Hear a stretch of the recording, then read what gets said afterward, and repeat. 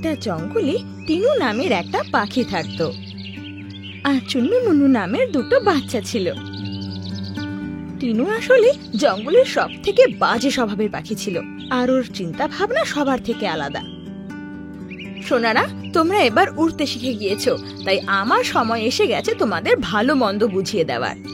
হ্যাঁ মা, আমরাও চাই যে তুমি আমাদের ভালো শিক্ষা দিয়ে দাও। আয় তোরা এবার আমার সাথে। এটা শুনে ওরা দুজনও মায়ের পিছু নেয়।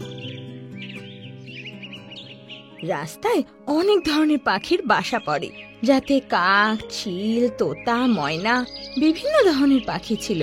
সবাই টিনুর সাথে ওর বাচ্চাদের উড়তে দেখছিল, কিন্তু টিনু কারোর সাথে কথা না বলে এগিয়ে চলে যাচ্ছিল।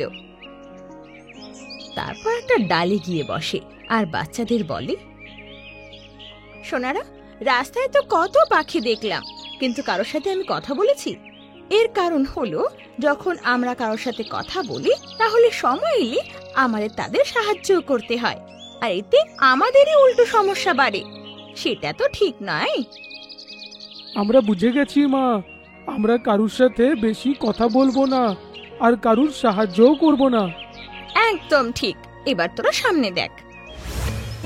এবার ওরা সামনে দেখে তো একটা গাছে মিনকি পায়রাকে বসে থাকতে দেখে, আর ওর কাছে একটা আপেল আছে।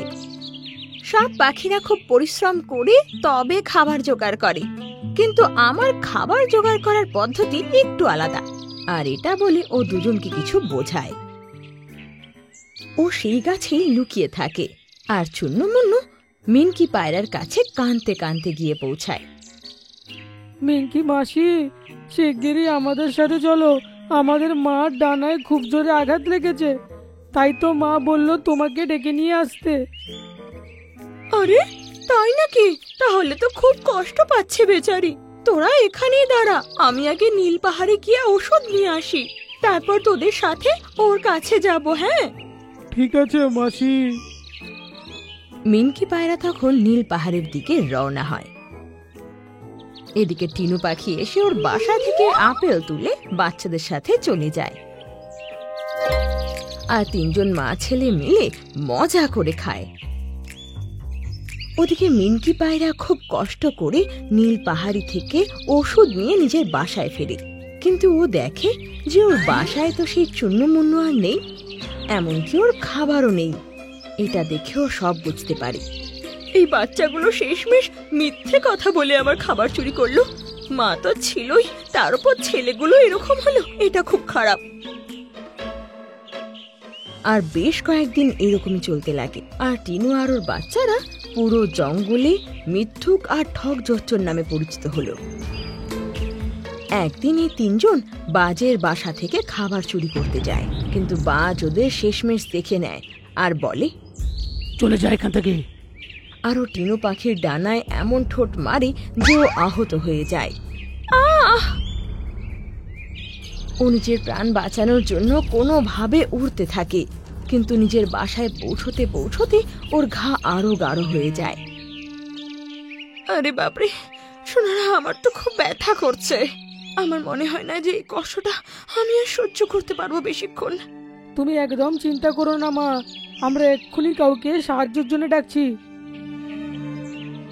তারপর দুজন আবার মিনকি পায়রার কাছে যায় আর ওদের সব বলে, তোরা এবার আমাকে আর বোকা বানাতে পারবি না। হ্যাঁ, এইবার আমরা সত্যি কথাই বলছি, মার সত্যি খুব জোর আঘাত লেগেছে মাসি। যদি সত্যি হয় তাহলে যা নীল পাহাড়িতে, সেখানে বট গাছের নিচে একটা গাছ দেখতে পাবি তোরা। সেই পাতাটা সেখান থেকে ছিঁড়ে আনিস, তারপর টিনুর ঘায়ে সেই লেপ লাগিয়ে দিবি, দেখিস ঠিক হয়ে যাবে। কিন্তু আমার মনে হয় না তোরা সত্যি বলছিস, যা এখান থেকে। তারপর দুজনে ওখান থেকে চলে যায় আর শকুনের কাছে যায়। শকুনও ওদের তাড়িয়ে দেয়। তো টিয়ার কাছে যায়, তো টিয়া ওদের ভাগিয়ে দেয়। তারপর ওরা সারসের কাছে যায়। তোমরা মিথ্যাবাদী, বেরিয়ে যাও এখান থেকে এক্ষুনি। তারপর শেষমেশ ওরা নীল পাহাড়ি যায়, আর সেখানে সেই বট গাছের নিচে সে ছোট্ট গাছ দেখতে পায়।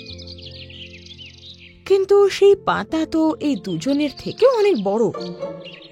আরে বাপরে, এত বড় পাতা, এটা আমরা কি করে নিয়ে যাব? নিতে তো হবেই, না হলে আমাদের মা যে মরে যাবে।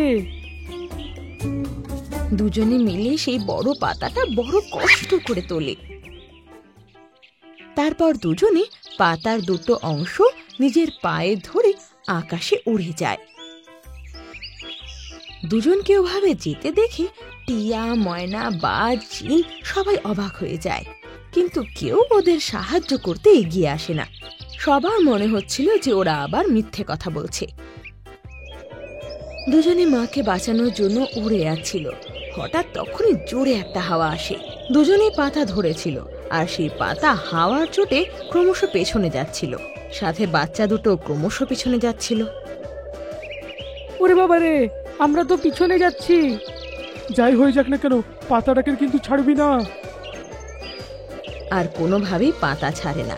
আস্তে আস্তে ওরা অনেকটা দূর পৌঁছয়, কিন্তু একটা দমকা হাওয়ায় ওরা গাছে ধাক্কা খেয়ে মাটিতে পড়ে যায়। সেখানে সারস দাঁড়িয়েছিল, আর বাকি পাখিরাও ওদের পিছু করতে করতে সেখানে এসে পৌঁছায়। আরে, তোমরা এই পাতার সাথে কি করছো? এটা তো অনেক তেতো। মার খুব জোরে আঘাত লেগেছে, আর আমরা যার কাছেই গেছি সেই আমাদের তাড়িয়ে দিয়েছে। তাই আমরা ভাবলাম যে আমরা নিজে গিয়ে এই পাতাটাকে নিয়ে আসবো, কিন্তু এত জোরে হাওয়া হলো যে আমরা পিছন দিকে এসে গেলাম। এটা শুনে সব পাখিরা খুব গম্ভীর হয়ে যায়। যদি তোমাদের সাহায্য করতে পারতাম, কিন্তু আমরা বিশ্বাস করিনি যে সত্যি বলছো তোমরা। করো না সাহায্য, এটাই আমাদের শাস্তি।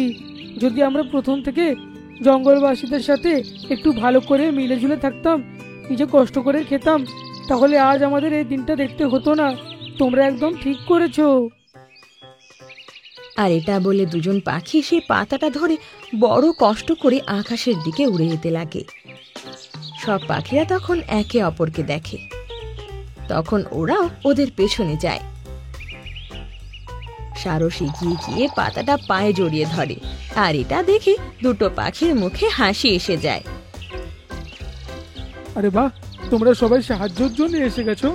হ্যাঁ, আমাদের মনে হয় তুমি সত্যি বলছো আর নিজের ভুলটা বুঝতে পেরেছো। তাই আমরা পাখিরা তোমার সাহায্যের জন্য এসেছি। আর এটা শুনে ওই দুজনের খুব খুশি হয়, আর সব পাখিরা টিনুর বাসায় এসে উপস্থিত হয়। দেখো মা, আমাদের ভালো বন্ধুরা তোমার ঠিক করার জন্য ওষুধ নিয়ে এসছে। সারস সেই পাতাটাকে নিজের ঠোঁটে চাপ দিয়ে ধরে। এতে ওই পাতার রস কিছুটা টিনু পাখির ঘায়ে পড়ে, আর কিছু মিনিটের মধ্যে টিনুর ঘা ঠিক হয়ে যায়। আমার এখন ভালো লাগছে একটু। দুজন ছেলে তখন মাকে জড়িয়ে ধরে, আর টিনু বলে, আজ আমি আমার নিজের ভুল বুঝতে পেরেছি গো। আজ থেকে আমি আর আমার বাচ্চারাও জঙ্গলের বাকি পশুদের মতো পরিশ্রম করে খাবে, আর সবার সাথে মিলেমিশে থাকবে। এইভাবে টিনু পাখির চিন্তা ভাবনা বদলায়, আর ওর বাকি পাখিদের সাথে মিলেমিশে থাকতে লাগে।